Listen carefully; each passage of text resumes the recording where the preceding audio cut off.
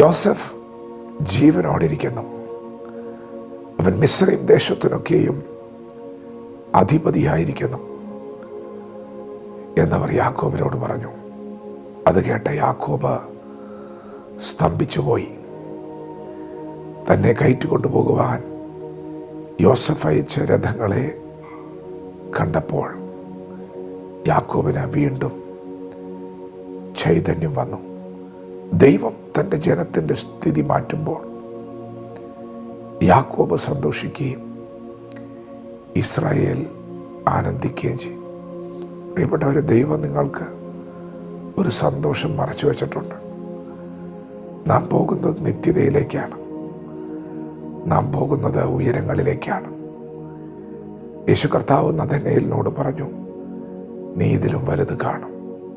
വലിയ കാഴ്ചകൾ ദൈവം നിങ്ങൾക്കായി മറച്ചു വച്ചിട്ടുണ്ട്. ഇന്ന് പകൽ ദൈവം നിങ്ങൾക്ക് ചൈതന്യം വരുത്തുന്ന പകലാണ്. എൻ്റെ നരയെ ദുഃഖത്തോടെ പാതാളത്തിലേക്ക് ഇറക്കുമാറാക്കും എന്ന് പറഞ്ഞ് വിങ്ങിപ്പൊട്ടിക്കരയുന്ന യാക്കോബിന് വീണ്ടും ചൈതന്യം വന്നു. നിങ്ങളുടെ ജീവിതത്തിൽ നിങ്ങൾക്ക് നഷ്ടപ്പെട്ട ചൈതന്യത്തെ ദൈവം മടക്കിത്തരാൻ പോവുകയാണ്. ദൈവം നിങ്ങളുടെ കണ്ണിൽ നിന്ന് കണ്ണുനീർ തുടച്ചു മാറ്റാൻ പോവുകയാണ്. ദൈവം നിങ്ങളുടെ തലയെ ഉയർത്താൻ പോവുകയാണ്.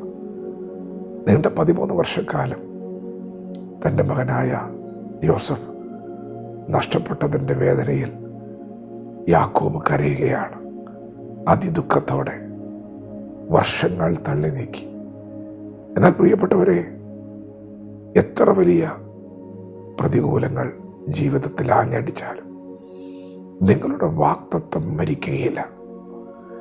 വാഗ്ദത്തം ചെയ്ത ദൈവം ജീവിക്കുന്നതുകൊണ്ട്, വാഗ്ദത്തം ചെയ്ത ദൈവം വിശ്വസ്തനായതുകൊണ്ട്, നിങ്ങളോട് പറഞ്ഞ വാഗ്ദത്തങ്ങളെല്ലാം ദൈവത്തിൽ ഉവ്വ് എന്നായതുകൊണ്ട്, പ്രിയപ്പെട്ടവരെ, നിശ്ചയമായും നിങ്ങളുടെ വാഗ്ദത്തം നിങ്ങൾ കാണും. ദൈവം നിങ്ങൾക്ക് ചൈതന്യം വരുത്താൻ പോകുന്നു. നിങ്ങളുടെ ഇന്നത്തെ സ്ഥിതികളൊക്കെ മാറും. യഹോവയെ കാത്തിരിക്കുന്നവർ ശക്തിയെ പുതുക്കും. ദൈവത്തെ കാത്തിരിക്കുന്ന നിങ്ങളുടെ ജീവിതത്തിൽ അസാധാരണമായ ഒരു പരിശോധന വന്നിട്ടുണ്ടെങ്കിൽ, അസാധാരണമായൊരു ദൈവപ്രവൃത്തി വെളിപ്പെടും. വിശ്വസിക്ക്. മറ്റാർക്കുമില്ലാത്ത ചില വേദനകളും ഒറ്റപ്പെടലുകളും നിങ്ങൾക്കുണ്ട്. എന്നാൽ ഇന്ന് പകൽ വിശ്വസിക്ക്. യഹോവയെ കാത്തിരിക്കുന്നവർക്ക്, ദൈവത്തിൻ്റെ മുഖം അന്വേഷിക്കുന്നവർക്ക് അസാധാരണമായൊരു ദൈവപ്രവൃത്തിയുണ്ട്. യാക്കോബിൻ്റെ ജീവിതത്തിൽ വീണ്ടും ചൈതന്യം വന്നു. ഒന്നും നഷ്ടപ്പെട്ടിട്ടില്ല. ഞാൻ നിന്നെ കൈവിടാതെ നിന്നോട് അരുളിച്ച് നിവർത്തിക്കുമെന്ന് ദൈവം യാക്കോബിനോട് പറഞ്ഞതുപോലെ ഇന്ന് പകൽ പരിശുദ്ധാത്മാവ് പറയുകയാണ്, ദൈവം നിങ്ങളോട് പറഞ്ഞത് നിവർത്തിക്കും. ദൈവം നിങ്ങളെ കൈവിട്ട് കളയില്ല.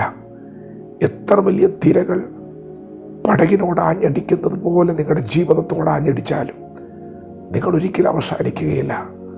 നിങ്ങളുടെ വാഗ്ദത്തം മരിക്കുകയില്ല. നിങ്ങളുടെ കണ്ണുകൾ കൊണ്ട് തന്നെ നിങ്ങളത് കാണും.